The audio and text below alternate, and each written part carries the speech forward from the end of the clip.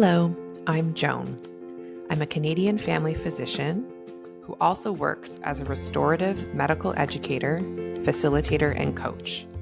I create spaces that rehumanize the work of healthcare.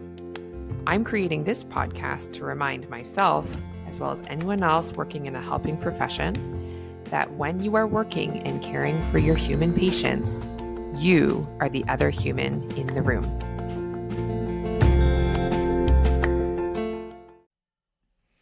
Hello there, healthcare humans. Thank you so much for coming back for another episode of The Other Human in the Room. So if I've done my calculations correctly, I think this is going to be the very last episode of 2024. And I thought an interesting way to end this year could be reflecting on a theme that I hear a lot about and a inhuman story that I see repeated a lot in the many corners of healthcare in which I travel. So certainly in the education world, definitely just like in system planning and even into day-to-day conversations I have with colleagues, the phrase continuity of care is like a spooky ghost in those conversations. Definitely a very shame-filled idea, depending on how it's used. But unfortunately, I don't often see it used in a way that's not shamey. And I wish that would change, actually. So the purpose of this podcast is to offer what I consider to be an expanded definition of continuity of care so that we don't think we have to throw it out the window. I think there's a notion behind continuity of care that's actually really lovely. That would be a wonderful goal to be attempting to attain, but not in the way we're going about it now. So we got to start there, right? So when I say continuity of care, what do you think of? I've heard it used really to talk about going above and beyond for our patients. I have certainly felt it in my core as this sort of sole responsibility, certainly as a family physician. I'm actually curious, depending on your specialty, how much you feel the term continuity of care in your soul. Do you have a sense that it's something that you need to own, or is that unique to certain parts of the profession? I'm aware of more than just family physicians, nurse practitioners in primary care. I'm aware there's other corners of healthcare that also hold fast to this term as like an ethic and a moral value. So I know this is not just for family physicians and primary care providers, but I know that is certainly in my neck of the woods. It's a major term that is of great importance. And the way it shows up is in some of the policies, in some of the ways that we're funded. So for example, in Ontario, the way that continuity of care is tried to reinforce that they try to reinforce continuity of care, I should say, is that there's a certain access bonus that I receive every month that is calculated based on the number of patients I have, I think. And if my patients instead go and see other similarly equivalent to me members of the healthcare system. So if they see walk-in clinics, if they just see doctors that are also family physicians like me, even if it's actually in settings that I don't work in, I get financially penalized, and part of that access bonus is taken away from me. So that's a classic example of how the system thinks continuity of care should work, where it says, you are failing to provide continuity of care to your patient, so I'm actually going to financially penalize you. So that's like one way that I would argue it's not working and is not even really the definition of continuity of care we should be striving for, in my opinion. I have heard at least one, if not multiple people, utter the phrase like, I'd like to set boundaries around my patients. I'd like to not check my inboxes on weekends. I'd like to be able to take vacations, but I can't because I am continuity of care for my patients. It is like, we can turn it into a really like, I am the actual embodiment of continuity of care. So like, I can't get sick. Otherwise, my patients cannot have continuity of care. We have deeply internalize this notion as if it is each of our sole responsibilities to be the continuity of care for our roster of patients. And I mean, maybe this is obvious to all of you when I say it like this, but in case some of you are thinking, well, yeah, isn't that what continuity of care is? If that's continuity of care, we're sunk, because I mean, that is impossible. Like, I'm not going to get into all the details of why that's impossible. I think I've gotten into several of the details of why that's impossible across a number of podcasts. But just to say, I mean, how could we possibly be the solely responsible for all the care our patients need? Like, we actually don't even actually think that. I don't feel responsible for providing surgery for all of my patients. I don't feel responsible for providing chemotherapy for all my patients. Like, those are not things I even consider to be within my scope of practice. I don't deliver my patients' babies. Like, there's lots of things that I feel quite comfortable not doing. And yet we still feel as if it's totally up to us to provide continuity of care, I guess, within the scope of our practice. But why is it that we think that? Why do we think it has to be up to us? And we may point to societies or colleges or schooling systems and say, see, they treated us as if it was up to us. Like the policy I just named, that billing policy, is an example of how the system poorly and ill defines continuity of care and ends up shooting it in the foot. So just to put a button on why that policy is so terrible, in practice, what happens is, so some clinicians are so motivated to get their whole access bonus that their version of continuity of care is trying to cram in every single patient that calls so that none of them go to walk-in clinics. And so they work well beyond their capacity. It doesn't matter what they need. They're at the complete whim of how many patients want them that day. And yet, of course, even if they do that, there will be people who go to walk-in clinics anyway. And especially someone who's hyper-focused on making sure they're getting that access bonus, or even if they're morally hyper-focused on getting continuity of care for their patients, they're cramming in all these people, which you do wonder if it's, now you're on the 30th person you've seen that day. How can you cognitively be keeping up with actually providing the kind of careful, thoughtful care that we know is required, maybe not for every patient, but for a number of patients in increasingly complex healthcare that we deliver, right? But also, if one of their patients ends up going to a walk-in clinic or seeing another doctor, there are many examples of physicians even phoning up and yelling at their patients, or sending angry letters. And I mean, if you've done this, I'm not shaming you for doing this. It makes sense when you're working in that mindset that now that patient is hurting you. I just think, how can that be beneficial? How can that be therapeutic for the patient? Also, how can that be therapeutic for the clinician? It cannot, right? And so how is that promoting continuity of care? Do we care the quality of the care as long as it's continuous? Do we care if what it does and how it fractures the relationship between the clinician and the patient when the continuity is breached, right? Anyway, just to say, that policy is a classic example of a system poorly defining and embodying continuity of care. And we also think that probably the college that is overseen, the college that oversees us, that they would similarly say something about, yes, you're responsible for everything, you're responsible for continuity of care. I would like to just fact check that one. And now I'm not going to find all of your colleges and read similar things. I would be curious if some of your colleges actually have policies that are inhuman and make no sense, the way that that billing policy for me makes no sense.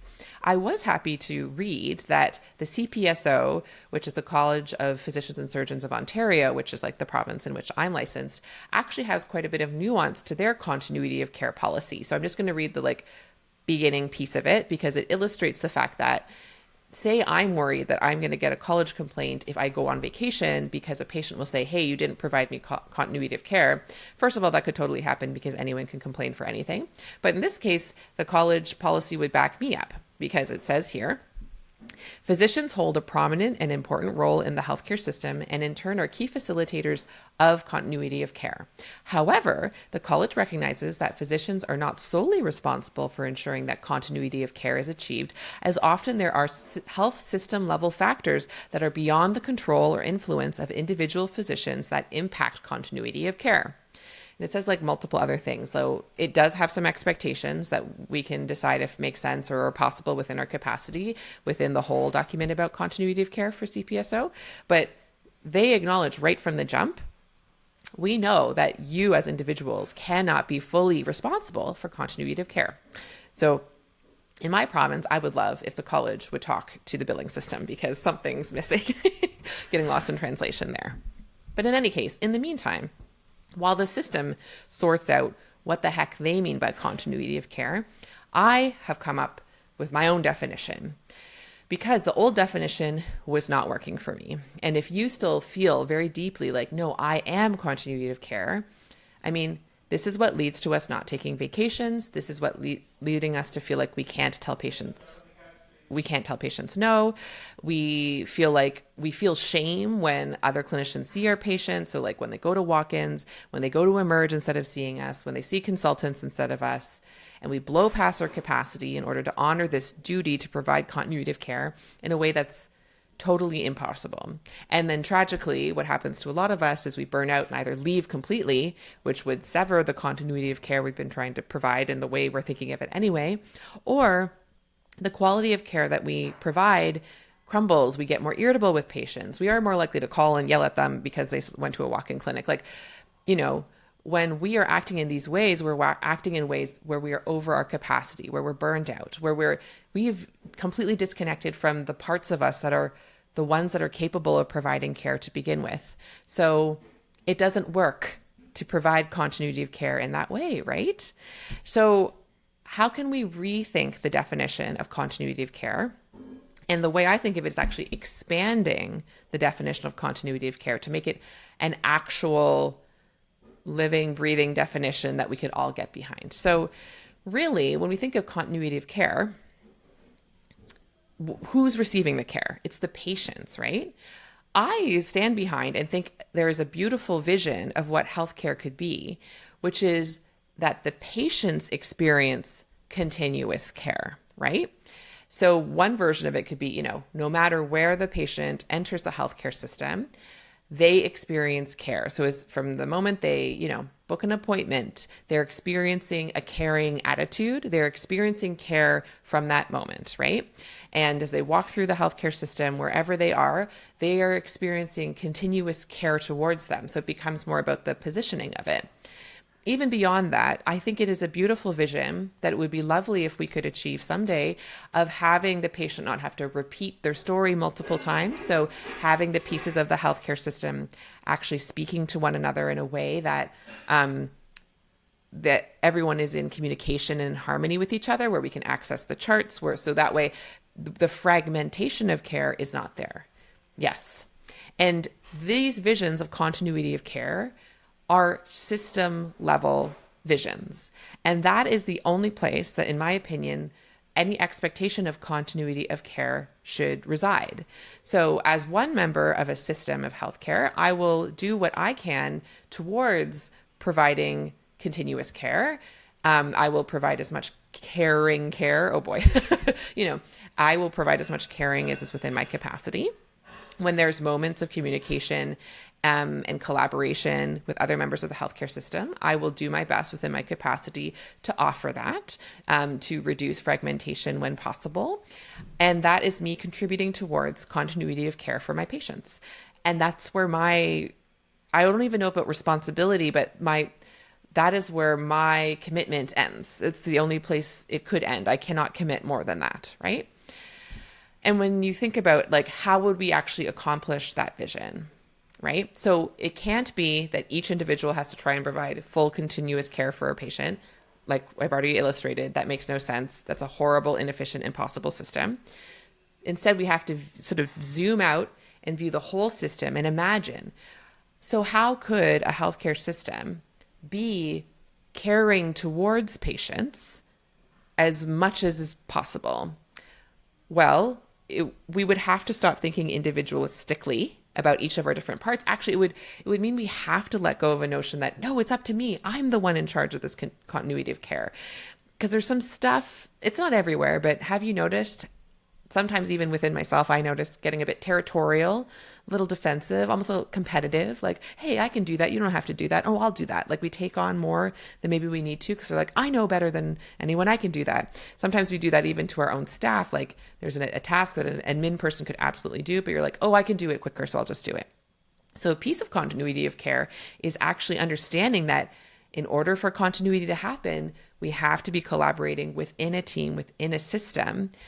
It would force us to actually view ourselves as this larger organism, and contribute towards and receive help from, and learn how to collaborate and communicate and rely on each other and appreciate each other. In other words, a major piece of continuity of care, if it was actually to spread through the healthcare system, would be about us learning how to care for each other. That is a critical piece because, if it's true right now, and I'm sure it's true right now, that when patients enter different elements of the healthcare system, they don't receive caring. That, in my belief system, that's not because those individuals are like evil villains. Very likely, those are people who entered healthcare because they wanted to help people and are now very burnt out, very under-resourced, very under-supported themselves. And so all they have left is snappy remarks and disorganization and chaos, right? So we need to be cared for in order for us to provide continuous care to others. And that includes even administrators, et cetera, right? So that gets to the second core piece, which is the core thesis of this whole podcast, right? If we truly want to provide continuity of care to our patients, which we, like I just said, means that we'd have to provide continuous care to one another and be in collaboration and caring co-creation of healthcare with one another, the care has to be extended to ourselves. And yes, I mean sort of pat notions of self-care too. So like it doesn't count as continuity of care if you're not doing self-care. Like you could make that into like a bumper sticker and that would be fine. But I mean it on like a deeper level, just like well-rested, resourced, cared for clinicians and administrators and everyone who makes up all the humans that make up a healthcare system. Those are the humans that are going to be able to provide continuous care to the rest of the population. It will include the rest of the population offering care to those in healthcare, including enough financial resources. But like, you see how it's going to be a project that involves actually all of us. I really believe the only way a patient will be able to truly experience continuity of care will be if they are empowered, taught to, encouraged, and supported to provide care to themselves, as well as receiving care from others. Like this is a deeply interconnected, co-created vision. And that's the only version of continuity of care I'm interested in, seeing money invested in, seeing quote unquote reinforced in any way. If, for example, there are policies like the billing one I just mentioned at the top of the show, like those don't count. In my opinion, those actually fragment and fracture care. And so those are in no way serving the ultimate vision of continuity of care for patients, which is the whole point. I see actually in the future, I'm hoping to have some people on that, on the podcast in the future that have like looked at different healthcare models around the world. And it's interesting in some places, for example, in primary care, the standard is for groups, they're not to be solo primary care clinicians, but actually physicians work at least in dyads. So like you never are the only doctor overseeing a panel of patients. You're always working with a partner. And like, that's how the system is set up. I think that kind of thing is really interesting. The only version of healthcare I see that could possibly be more sustainable, more caring towards us, will involve more deeper collaboration with one another. Because of that, I'm hoping to have future podcasts that are about like how we can get away from these sort of, you could say, monogamous notions of I'm the one and only doctor for my patients, or I'm the one and only clinician of whatever kind for my patients. I'm aware there are places in our healthcare system now. The one I'm thinking of is midwifery, which I'm aware usually you work in dyads or triads, and that's actually how you're set up. Like this already exists within our current healthcare system, even where I practice, and yet it is not the standard for the majority of healthcare. Instead, tons of pressure are placed on individuals. Like I think about nurses in hospital, and it's like, I mean, they're one to too many patients as it is, and they're the only nurse available unless they're cross-covering each other, and like how messed up that is, right? So I'm viewing a version of healthcare like if we are actually committed collectively to the project of continuity of care, We have to think about what is caring for us, how it is possible for us to be resourced and supported enough to deliver continuity of care. And I think that is a standard we should be reaching for. I think that's a wonderful vision. But if any policy or procedure or expectation from an individual patient who says, hey, you're supposed to provide me continuity of care, so where were you 3 p.m. on a Sunday for my prescription renewal? Like, all those sorts of definitions that involve us being individually over accountable and over responsible beyond our capacity, I reject those notions out of hand. And so instead, I am presenting you this alternative. This is my expanded definition of continuity of care. And anything that doesn't honor and support that definition of continuity of care, so just to reiterate, continuity of care is only possible if it's viewed through the lens of patients continually experiencing care. So not about an individual holding that responsibility for even one other patient, much less multiple. So it's not about individuals at all. That continuity of care would only be possible to be delivered to patients if there was a standard, a culture of continuous care amongst clinicians with one another. And certainly for each clinician for themselves, feeling cared for, being offered care, getting the support they need to feel rested and cared for so that they could deliver that continuous care as a part of a collective to patients. That's my expanded definition. I offer it to you. I offer it to anyone who's in places of leadership or power. I offers it to you if you're an academic and you help standards of how we assess continuity of care in our learners. If the definitions you're working with are at odds with what I've just said, I'd be curious how you're finding those are working out, because that's the problem. I think the only way we get close to patients experiencing continuity of care is to extend that care to us and to one another. So that's it. It's a short one. It's the end of the year. You're off on holidays anyway. But I wanted to offer this vision to you because I think the invitation beyond this one definition is, how else could we be expanding and disrupting and rethinking some of these standards that we have for ourselves and each other, and think of them more in that collective? How much of that pressure would we release from this like internalized, impossible, inhuman story we hold within ourselves when we expand it outwards to include the whole? How does that help your experience of healthcare already feel more human? When I picture this continuity of care as a whole system-wide project, I feel like I'm already contributing to it, and I know you are as well.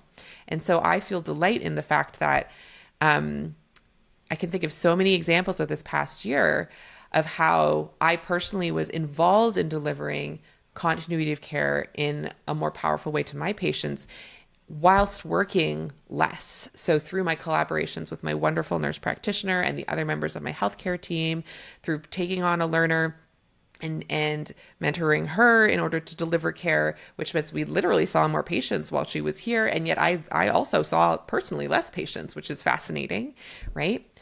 I think of how it helps me redefine when I see that my patients have gone to emerge, when I see they've ended up in hospital.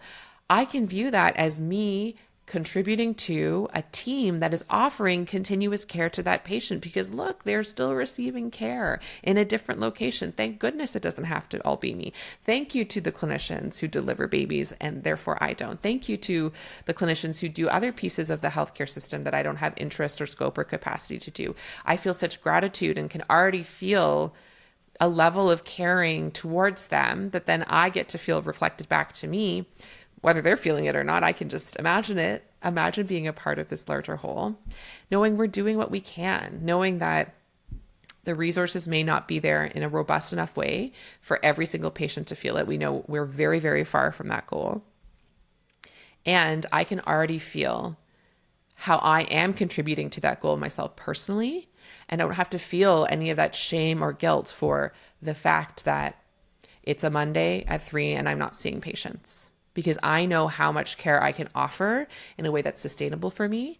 And in that way, I'm contributing to my own continuity of care, and I'm staying in primary care for the long term because I have put boundaries around how much care I'm offering.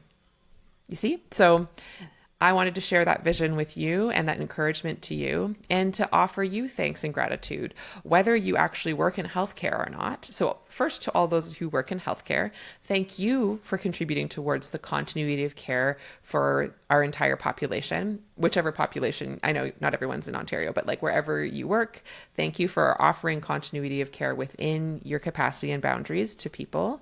Thank you also for offering continuity of care towards those in your life and to yourself. If you're doing more experiments of that, celebrations to you.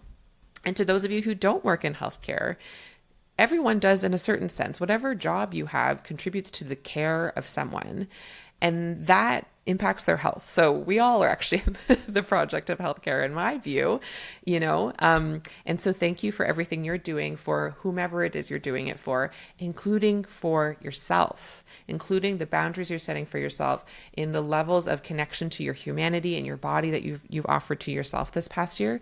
Thank you for doing that, because that impacts me too. Not in a way where you have to feel guilty if you're not, but in a way where I just want to offer appreciation to each of the people who are out there offering whatever amount of care you have capacity to offer to yourself and others. And I just think that is a beautiful thing. This time of year, and in this year where there's a lot of attention and focus on all of the harm we cause each other, which is also equally true, I want to just give a little space and credit and celebration for the care, the powerful care and love we have capability of offering to each other. And what you pay attention to grows, as I always say. So I want to just pay a bit of attention and love and honoring to that as well.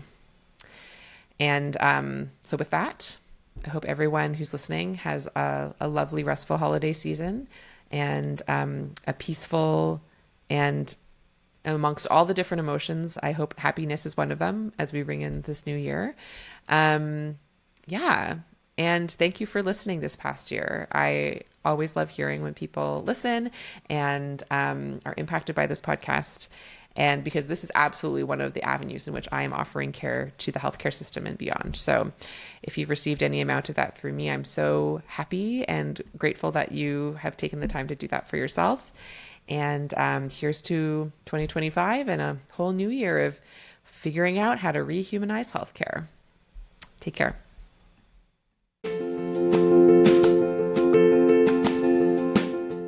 I would love to take this work deeper with you. Visit joanchanmd.com today and discover my growing menu of options for restorative medical education to suit your learning needs. I offer one-on-one coaching, customized workshops, and self-study courses that allow you to connect not only with my work on a deeper level, but also with other healthcare humans just like you. So if you want to start humanizing your work in healthcare to a deeper level and do it in community with others, please visit joanchanmd.com and find those options and what fits you and your life today.